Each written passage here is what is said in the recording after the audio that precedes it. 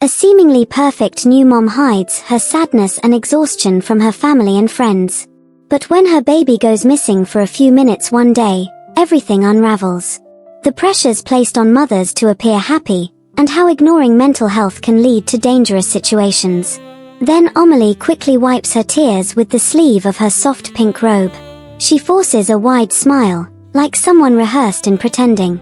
She heads to the hallway mirror, checks her reflection. Her makeup is flawless. She touches up her lip gloss, adds a dab of concealer beneath her swollen eyes, then whispers, "Perfect. Just smile." As she opens the door, sunlight bursts in along with laughter and cheerful voices. Friends, neighbors, and her best friend Lena flood in, arms filled with gifts and balloons. "Look at this gorgeous mama," someone says. Amélie smiles. Too widely. Too long. Everyone moves into the elegant living room decorated in creams and soft blues. Everything is perfectly curated from color-coded cupcakes to monogrammed napkins that read Noah's World.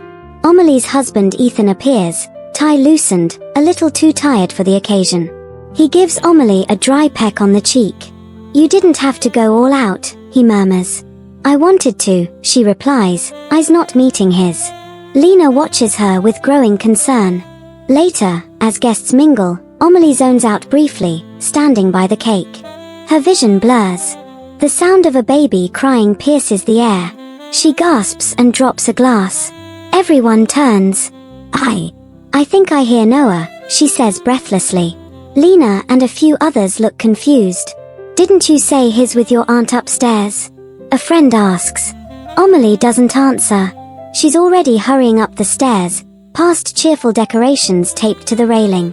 The crying grows louder, but as she flings open the nursery door, Noah is sound asleep. Silent. Peaceful. She stares at him in disbelief. Her hand lingers on the crib rail. Ethan walks in, sighing. "Amélie, it's just in your head again. You're tired. I told you to rest." She flinches. Back downstairs, whispers begin. Lena corners her in the kitchen later. "You okay?" Amélie nods quickly, smiling again. "Too big. Too fast. Of course. I just got overwhelmed. That's all. I mean, everyone's watching." Lena doesn't believe her but doesn't push. As the party winds down, Amélie finds herself alone in the hallway. The house quiets. She turns toward the baby monitor again, which she left on the counter. She stares at the screen. Noah is gone. She gasps. Eyes widen. She drops the monitor, it crashes to the floor. She scrambles to pick it up. Noah is back. Sleeping. Noah's stroller is rolling slightly on uneven grass and the crib insert inside is empty. Amélie stumbles forward, grabbing the stroller, her heart pounding. "Noah! Noah!" Parents nearby glance over, confused. A woman jogs over with a frown. "He was just there a second ago, right?" Amélie falls to her knees, frantically checking around the stroller, under the bench. Her hands dig into the grass. Her breathing is rapid, erratic. Cut to a wide shot of the park. Children laughing. Dogs barking. But her panic cuts through it like a siren. Moments later, she hears a familiar soft cry from the other side of the hedge. She races over. Noah is there, sitting calmly on a blanket a few meters away, being held by an old woman with kind eyes. "I found him just crawling near the trees," she says. "Thought maybe you stepped away." Later that afternoon, police arrive at Amélie and Ethan's house. She's pacing in the living room. "I didn't leave him," she insists. "I was sitting right there, watching him." The officer nods politely, but it's clear he's not taking it seriously. Kids crawl off all the time. Happens fast. "Maybe you looked at your phone?" "I didn't," she snaps, too loud.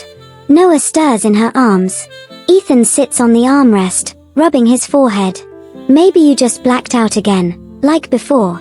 She shoots him a look, betrayal mixed with fear. The officer sighs. "We'll file a report." But honestly, sounds like panic. I'd say, rest. You're a new mom, right? That evening, after the officers leave, Ethan follows Amélie to the bedroom. "You scared everyone today," he says quietly. "Because my baby was gone," She whispers back, her voice sharp. He was gone, Ethan. You were alone. No witnesses. They all said you were distracted. I was not distracted. Silence. Ethan backs off, hands up. Look, I just think, maybe you're not sleeping enough. Or maybe you need to talk to someone again. She turns away from him. Her hand grips the crib rail until her knuckles whiten. That night, Amélie lies awake in bed, eyes wide open. The baby monitor glows beside her. She sits up in bed, gasping. Her hair drenched in sweat. She tiptoes to Noah's crib. He's there, breathing softly. Peaceful. She lifts the blanket. Her hands freeze. A pacifier she doesn't recognize lies tucked beside him. Not his. Not the one she packed. It's older. Worn. Faded cartoon logo on it she's never seen. Her hand trembles as she lifts it slowly. Her breath catches. A wide aerial shot of the city. The same pacifier is seen being picked up by a city worker miles away, placing it in a lost and found bin, but it's identical. Everything is tinted in pale green. Noah is asleep in his crib, soft breaths rising and falling. Then movement. A blurred figure appears in the top left corner of the frame. It's hard to make out. It doesn't move like a person. It doesn't bend to pick up Noah. It hovers. Just for a moment. And then it's gone. Smash cut to. Amélie gasps awake in the middle of the night. Her laptop is still open beside her, paused on the same frame. She rewinds, frame by frame, zooming in. There it is again, the shadow. Too tall to be her. Too real to be her imagination. She rushes to wake Ethan, nudging him frantically. Look at this. Someone was in our baby's room. Ethan groans, rolls over. Amélie, I'm not doing this again. Just watch. She holds the laptop toward him. He watches for a second, squints, then frowns. Its compression glitches. Shadows. You probably edited it without realizing. What?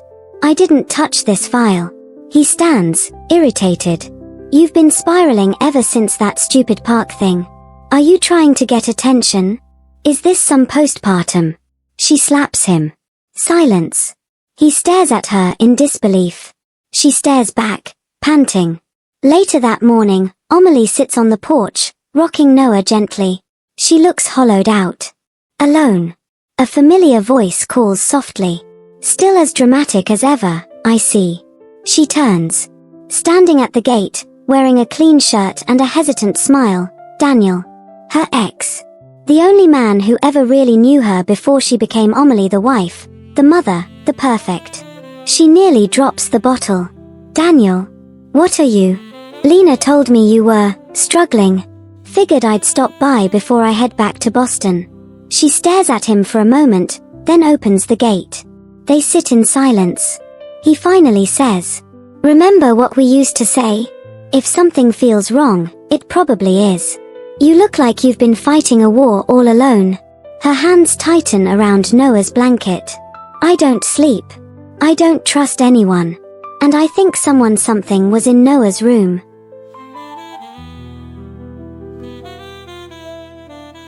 Daniel doesn't laugh, doesn't flinch. He just nods slowly. Then trusts that instinct. Before he leaves, he hands her a folded napkin. My number. If you need someone who believes you. As the sun sets, Amélie walks Noah in his stroller down the path toward town. She stops at the old corner store, the one nobody goes to anymore. Behind it, a small wooden house, Mrs. Grant's place. Mrs. Grant, the strange older woman who found Noah in the park last episode, waves her over from her porch. You're walking too late. Night's getting thick. Amélie laughs nervously. I just needed to clear my head. Mrs. Grant leans forward, her eyes like tiny lanterns. This house you live in, it's older than you know. Not just wood and paint. People have stayed there. Left parts of themselves. Amélie freezes. What do you mean? Mrs. Grant gently rocks. Some houses keep memories. Some collect other things. Thunder rolls in the distance. Mrs. Grant continues softly. I watched your window last night. Your lights were off, but someone was walking inside. Amelie's mouth goes dry. Ethan was asleep. I was in bed. Mrs. Grant shrugs. Then you weren't the one pacing. That night, Amélie sits at her desk reviewing the baby monitor footage again. She recoils, knocking over her coffee. Sudden pop, the lights flicker. Baby monitor screen goes dark, then flickers back on. Noah is asleep.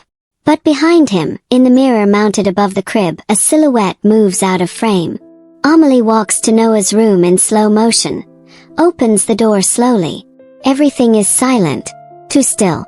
She walks in, and the door slams shut behind her.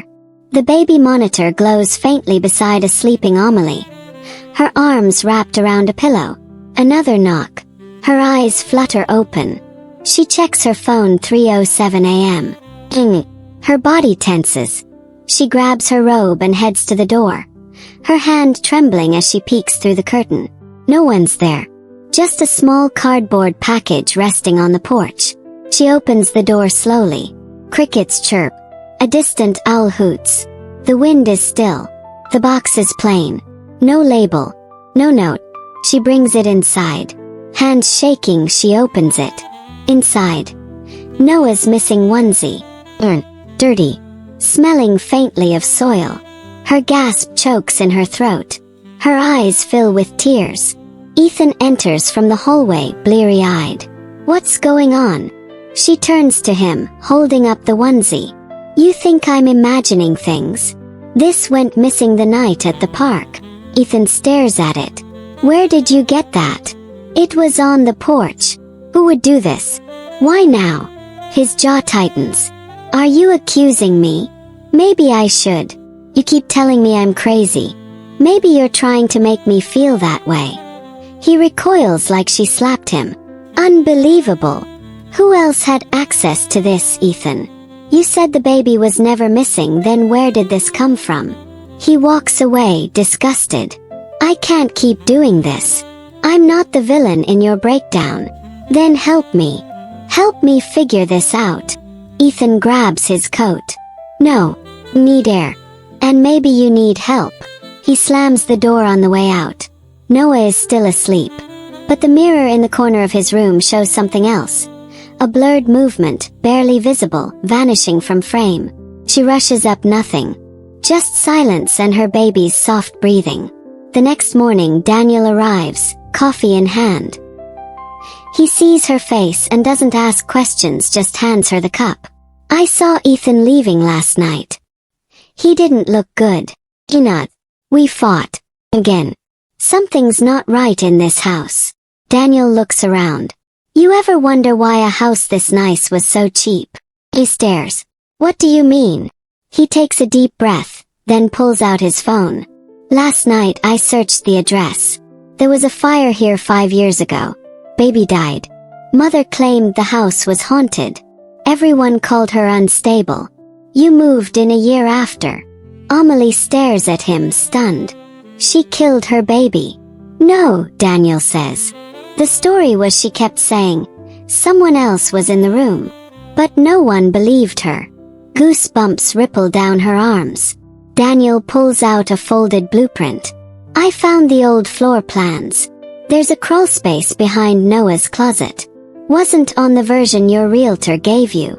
That night, Amélie sits on the couch, scrolling through old newspaper clippings on her laptop. She stops on a headline. Mother claims shadow took my child, declared unfit. Her hand trembles as she clicks the article. Suddenly a movement outside the window. He turns, heart racing. Across the street, a hooded figure stands completely still under the streetlight, staring directly at the house. Later, she cradles Noah and whispers, I'll protect you, no matter what this house is, or what I am. The doorbell rings. He jolts. It's 11:59 p.m. She walks to the door and checks through the peephole. Nothing. She opens it slowly, a second package. Muller. No label again. She opens it right there on the porch. Inside, a photo of her and Noah in the park. It was taken the day he disappeared. She's in the photo. But in the background, a black silhouette stands behind the trees. If anything happens to me, it wasn't an accident. Ethan doesn't know the whole truth. No one does. I can't trust anyone right now. Quiet cafe in daylight. Lena sits across from Ethan, eyes sharp and direct. Look, Ethan, I've known Amélie a long time. She's been struggling since Noah was born.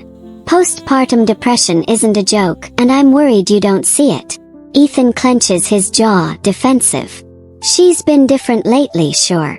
But she's my wife. I don't think she's crazy. Lena leans forward, voice low but firm. Not crazy, Ethan. Psychosis is real. She's hearing things, seeing things. You're not helping by dismissing it. Ethan looks away, guilt flickering briefly across his face. Amélie sitting nervously in a softly lit therapist's office. She fidgets with her wedding ring. The therapist, calm and empathetic, speaks gently. Postpartum psychosis is rare but serious. Can make you experience hallucinations or paranoia. But with treatment, it's manageable. Amélie's eyes fill with tears. I feel like I'm losing myself. And Noah is the only thing keeping me here. The therapist nods. You're not alone. And it's okay to ask for help. Later, Amélie returns home. Daniel is waiting on the porch, holding a small bouquet of wildflowers. He looks at her with concern and something deeper, a longing. I'm here, he says simply.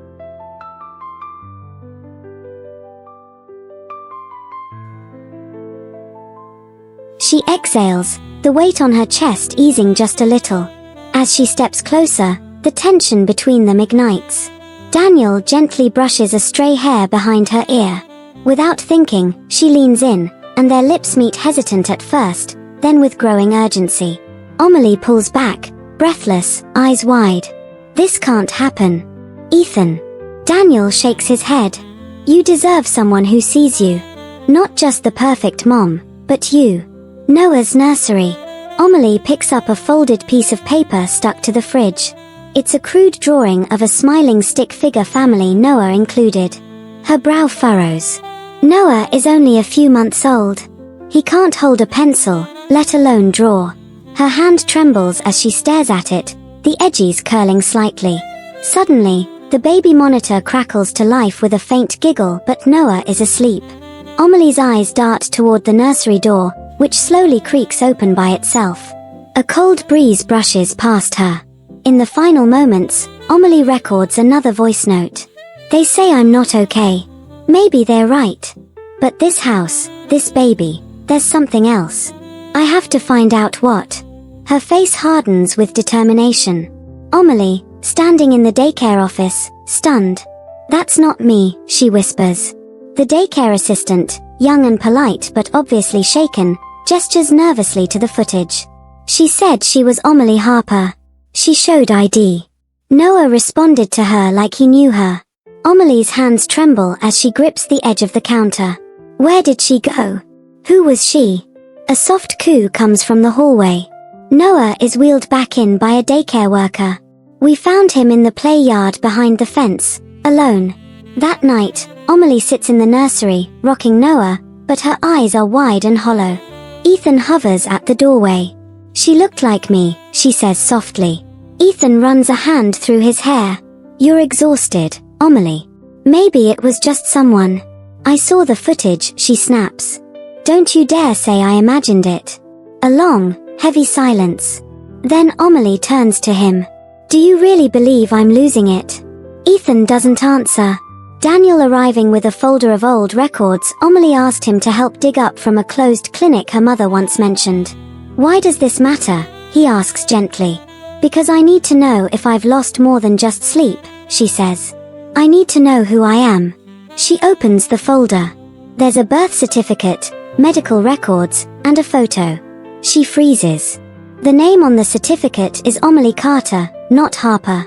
The baby in the file isn't Noah, but he looks just like him. The mother's name listed, Isabel Harper.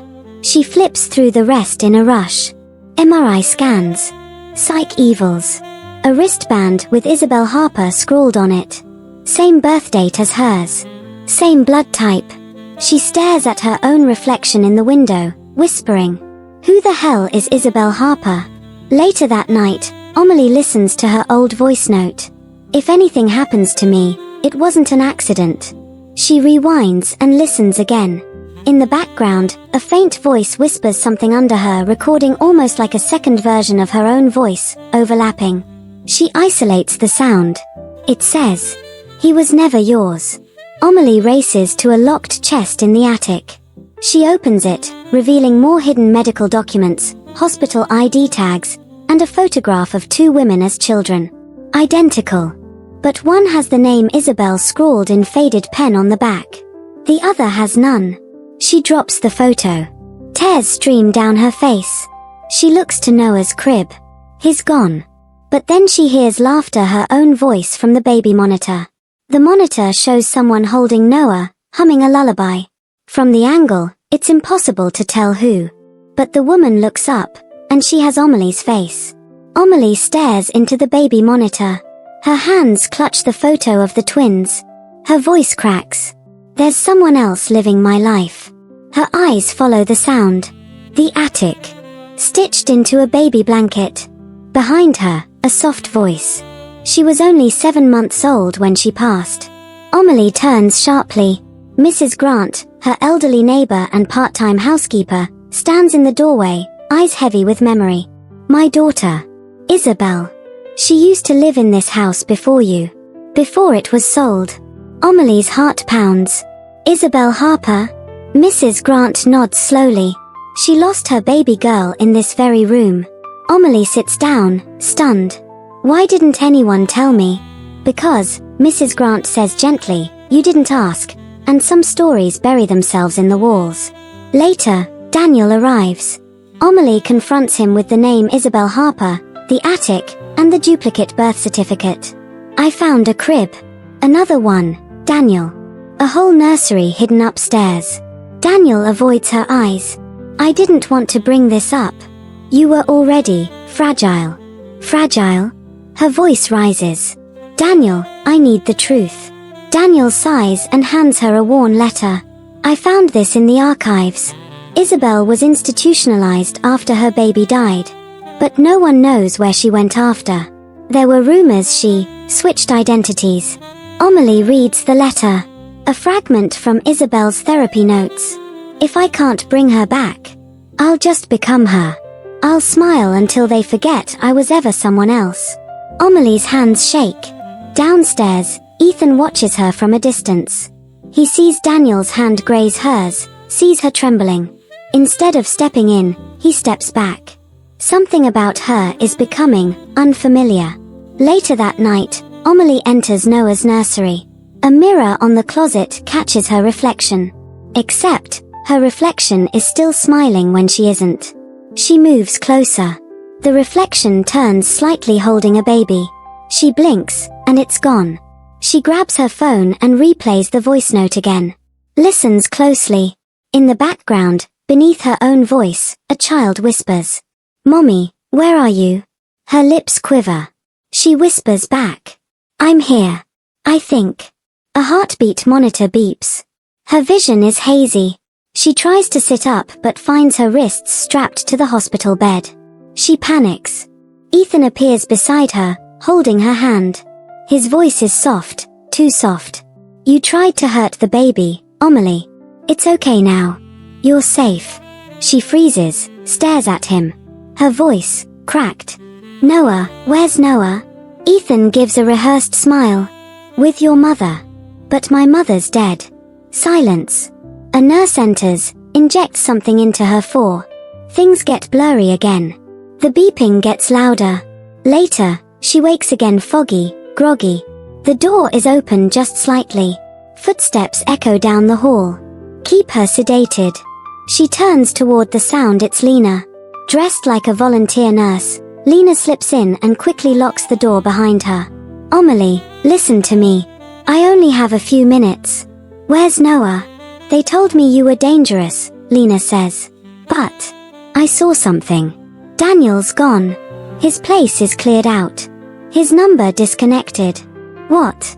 What do you mean gone?" Lena hands her a small burner phone. They're erasing everything. Even security footage.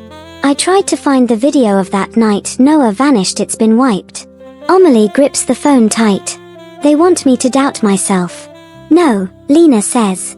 They want everyone else to.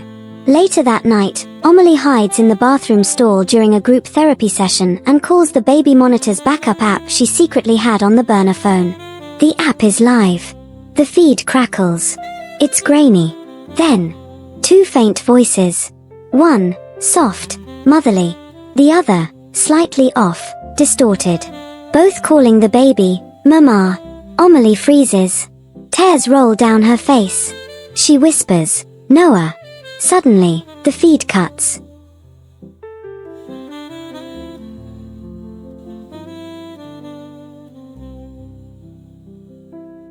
Back in the hospital bed, the main doctor, Dr. Bensley, arrives. You've had another episode, he says flatly. There's no baby monitor. You hallucinated everything. He flips through his clipboard. Your baby Noah. You lost him during childbirth. Do you remember? Amélie stares at him, stone cold. I breastfed him 2 weeks ago. He smiles sympathetically. Grief can build entire realities. She's escorted to the common room. A woman across from her is humming the same lullaby from the baby monitor. The woman suddenly leans in and says softly, You're not the first they brought here. Amélie grips the table. Who are you? The woman smiles, tilts her head. You're sitting in her chair. Isabel's. Late that night, Amélie sneaks into the staff room during a storm power cut. She finds the full video logs, some corrupted, others showing looping footage. But one file is still readable. It shows Daniel entering the hospital just 3 nights ago. He looks frightened. He says something to the receptionist, then 2 orderlies grab him. He tries to resist. He's dragged off screen. She returns to her bed, clutching the burner phone. She rewatches the baby monitor recording, zooming in frame by frame. In the nursery mirror, barely visible, is a woman in a hospital gown, her face blurred, but she's holding Noah. Mama, come home. Amélie sobs, overwhelmed. She looks at the camera and speaks directly into it. If you're watching this, they've taken my son. And they're trying to erase me next. She tears it open, revealing an old leather-bound journal. Inside the front cover. To her, the one who always smiled too much. Her eyes scan the first entry. March 3rd. The baby will cry even when no one hears. Ethan will forget the wine again. I will wear white to the baby shower. But someone else will bleed. Lena gasps. Smash cut to Amélie being discharged from the hospital. She stands outside, pale, clutching a small bag. No Ethan. No Daniel. Just silence. Later. Back at the house. Amélie finds everything changed. Photos taken down. Noah's crib gone. Ethan greets her awkwardly, trying to appear normal. He makes tea. She watches him closely. So, she says. Did you ever think I'd remember? Ethan stiffens. Remember what? He stares. My twin. He freezes, then forces a smile. Amélie. Your sister died before your first birthday. She walks closer. Did she? He tries to change the subject, but she presses on. Why didn't you ever mention her? Why hide that from me? I didn't want to make your illness worse, he says too quickly. Your therapist told me to keep things simple. She walks away. At Lena's place. Amélie reads through the diary. The handwriting is hers. But she doesn't remember writing any of it. Every page feels like a memory, except it's predicting events that hadn't happened yet. One entry. He'll pretend not to know. But they both do. The house wasn't empty. And I'm not alone in my skin. Later that night, Amélie finds an old family photo tucked in the back of the journal. 2 identical girls in a stroller. The second one is scribbled out in black ink. Her mother's handwriting on the back. Isabel and Amélie 6 months. She confronts Ethan. You knew, she says. And you never told me. Ethan looks broken. I thought she was gone, he whispers. I thought she was gone forever. Meanwhile, Daniel appears again. He finds Amélie at the park, the same place Noah disappeared. He looks exhausted, distant. He hands her a folded piece of paper. It's a printout from hospital records. 2 birth certificates. One for Amélie. One for Isabel. Same date. Same mother. Both alive. I went digging after you were admitted, Daniel says. They never legally declared her dead. She turns to him, trembling. Why didn't you tell me this before? He looks at her, torn, then says, because I wasn't sure who I fell in love with. He stares. What do you mean? His voice drops. The night you and I met. You were different, older, quieter, scared of mirrors. You called yourself Izzy. But then later you told me that was a joke. I thought it was just your mood. Amélie's voice shakes. Did you ever love me or her? Daniel can't answer. She steps back, tears welling. Was it ever me at all? She whispers. She sits in the dark, reading the last page of the diary. Soon they'll all know. I was never gone.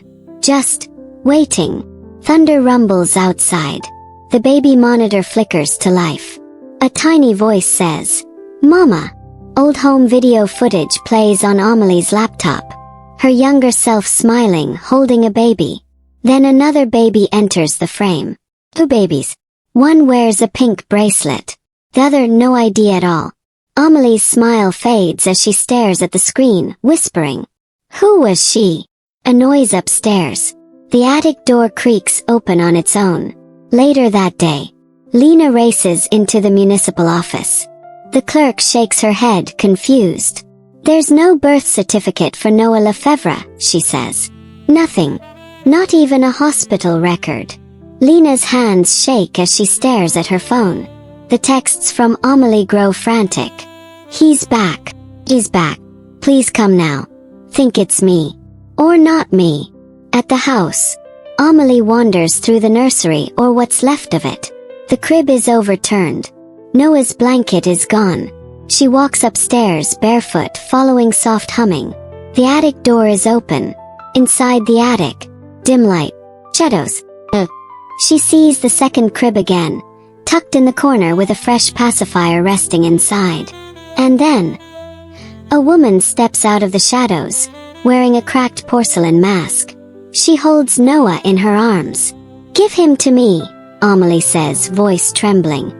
The woman speaks, and it's Amélie's voice. You already had your chance. Now back in the attic. Amélie lunges, they struggle. The mask slips. It's her face. But different. Is colder. Lips thinner. Hair matted.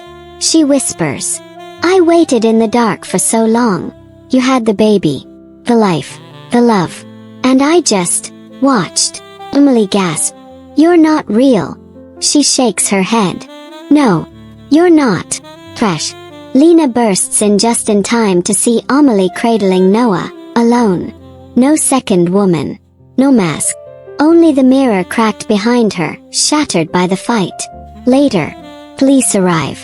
The attic is cleared. No sign of another woman. No evidence. Amélie is silent, holding Noah tighter than ever. That night, she sits in the nursery, watching the same video again. 2 babies. But now, she notices something else. The woman holding them isn't her. It's their mother. And behind her in the reflection in the mirror, a small girl stands, watching, wearing the same cracked mask. Lena's voiceover, reading from the diary. Some people die. Others disappear. And some stay too long in the wrong skin. Amélie kisses Noah goodnight. The lights dim. The baby monitor flickers. A voice, Noah's tiny whisper. Night night, Mama, night night, Izzy.